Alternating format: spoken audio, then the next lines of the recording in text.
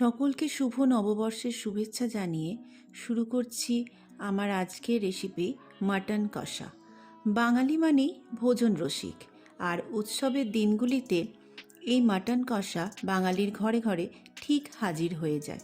তবে চলুন শুরু করা যাক আমার আজকের রেসিপি মাটন কষা। আমি এখানে 1 কেজি মাটন নিয়ে নিয়েছি। প্রথমেই আমি মাংসটিকে ভালো করে ম্যারিনেট করে নেব।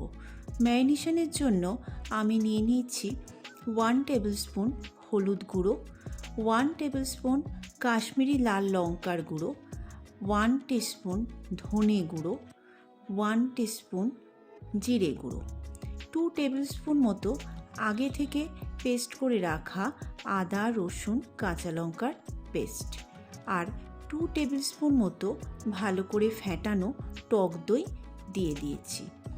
নুন দিতে হবে স্বাদ মতো, আর 1 টিস্পুন মতো কাঁচা সর্ষের তেল ওপর থেকে ছড়িয়ে দিয়ে মাংসটিকে ভালো করে ম্যারিনেট করে নেব।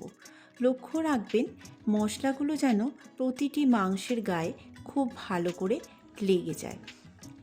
মাংসটিকে আপনারা ওভারনাইট ম্যারিনেট করেও রাখতে পারেন, এতে আরও ভালো ফল পাবেন। ভালোভাবে দেখবেন মাংসটা খুব তাড়াতাড়ি সেদ্ধ হয়ে যাবে। আমি এখানে মাংসটিকে প্রায় 4 ঘন্টা মতো ম্যারিনেট করে রেখেছিলাম। আর হাতে যদি সময় কম থাকে আপনারা মিনিমাম 1 ঘন্টা মাংসটিকে ম্যারিনেট করে রাখার চেষ্টা করবেন। এবার ওপর থেকে 1 টিস্পুন ভিনেগার দিয়ে মাংসটিকে ঢাকা দিয়ে রেখে দিলাম। এখন আমরা একটা ভাজা মশলা তৈরি করে নেব। তার জন্য দেখুন কতগুলি গোটা গরম মশলা নিয়ে নিয়েছি। গ্যাসের ওপর একটি ফ্রাই প্যান বসিয়ে ওখানে আমি 3টি লাল শুকনো লঙ্কা, 2টো দারচিনি, 5-6টা লবঙ্গ, 1 চামচ মতো গোটা গোলমরিচ, 10-12টা ছোটো এলাচ, 1 চামচ গোটা জিরে, 1 চামচ গোটা ধনে, আর একটুখানি জায়ফলের যাচ্ছে 1/4 মতো জায়ফলের টুকরো নিলেই হবে। আর জয়িত্রীর একটা ফুল নিয়ে অল্প নাড়াচাড়া করে নিতে হবে। তারপর এই মশলাটিকে একটু ঠান্ডা করে নিয়ে আমরা একটি মিক্সিং জারের মধ্যে এটাকে দিয়ে দেব। তারপর সেটা থেকে একটা স্মুথ পাউডার বানিয়ে নেব। দেখবেন এই মশলাটা মাংসে দিলে মাংসের স্বাদ আরও বেড়ে যাবে। এরপর একটা বড় কড়াইয়ের মধ্যে আমি 4 থেকে 5 টেবিলস্পুন মতো সর্ষের তেল নিয়ে সেখানে 1 চামচ চিনি দিয়ে দিলাম। চিনিটা একটু লাল করে নিতে হবে, এতে রান্নার রং দেখবেন খুব সুন্দর আসে। এরপর আমি দিয়ে দেবো ফোড়ন। ফোড়নের জন্য আমি নিয়ে নিয়েছি 4-5টা ছোটো এলাচ, একটু দারচিনি, 4-5টা লবঙ্গ, আর একটা তেজপাতা। ফোড়নগুলি থেকে গন্ধ আসতে শুরু করলেই খুব সুন্দর একটা গন্ধ আসবে দেখবে। তারপর আমি আগে থেকে কেটে রাখা পেঁয়াজগুলো অ্যাড করে দেবো। এখানে আমি 1 কেজি মাংসেতে 2টো বড় সাইজের পেঁয়াজ ব্যবহার করেছি। পেঁয়াজগুলিকে একটু লাল করে ভেজে নিতে হবে। একটু নুন ছড়িয়ে দিলাম, এতে পেঁয়াজটা নরম হয়ে যায় খুব তাড়াতাড়ি।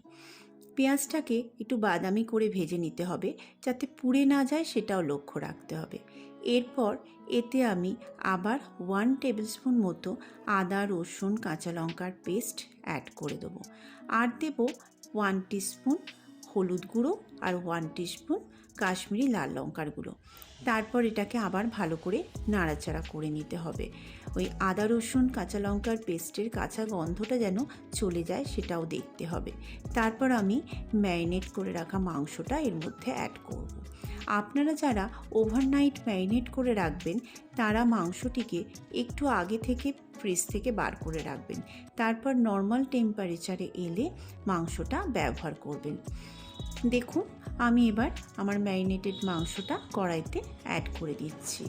এরপর শুরু হবে কষানোর পালা। খুব ভালো করে মাংসটিকে কষাতে থাকতে হবে।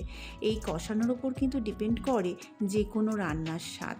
যে কোনো রান্নাই যদি আপনি খুব ভালো করে কষান দেখবেন সেই রান্নার স্বাদ আরও দ্বিগুণ হয়ে যায়। মাংসটিকেও আমাকে এখানে অনেকক্ষণ ধরেই কষাতে হবে, যতক্ষণ না মাংসটি থেকে তেল সেপারেট হচ্ছে। এরপর আমি আবার আগে থেকে ড্রাই রোস্ট করে রাখা সেই মশলাটা 2 চামচ এখানে অ্যাড করে দেবো। তারপর সব কিছু মিশিয়ে আবার কষাতে থাকতে হবে।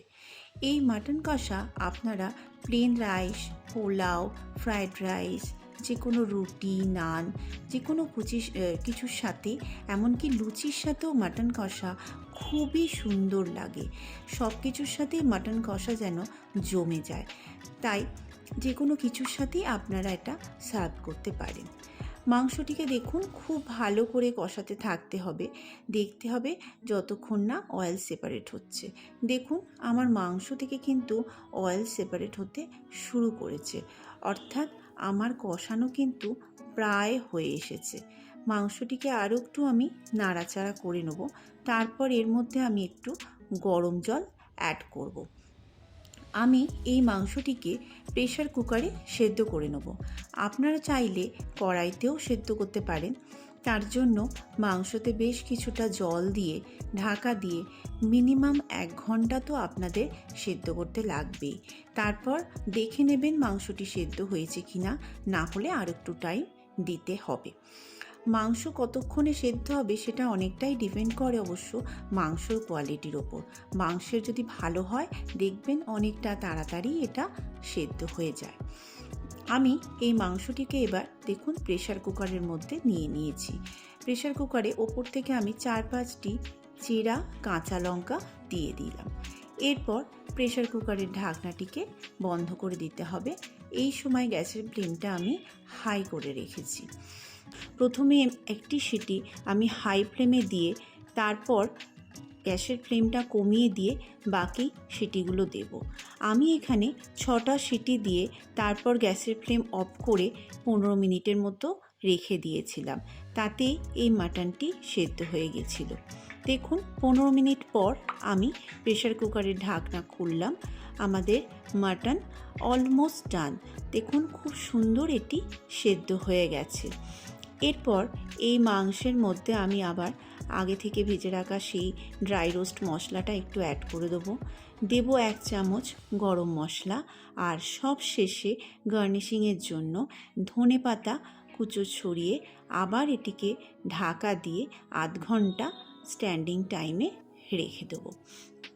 1/2 ঘন্টা পর আপনি যখন ঢাকনাটা খুলবেন দেখুন আমাদের মাটন কষা একদম রেডি। এরপর সার্ভিংয়ের পালা। এরপর আপনি এই মাটন কষা প্লেন রাইস, পোলাও, যে কোনো কিছুর সাথে পরিবেশন করতে পারেন। আমি এখানে এই মাটন কষা বাসন্তী পোলাওয়ের সাথে পরিবেশন করেছি। আপনারাও এইভাবে মাটন কষা রান্না করুন আর আমাকে জানান আপনাদের কেমন লাগলো। আজ এই পর্যন্তই। আবার জানাই শুভ নববর্ষ।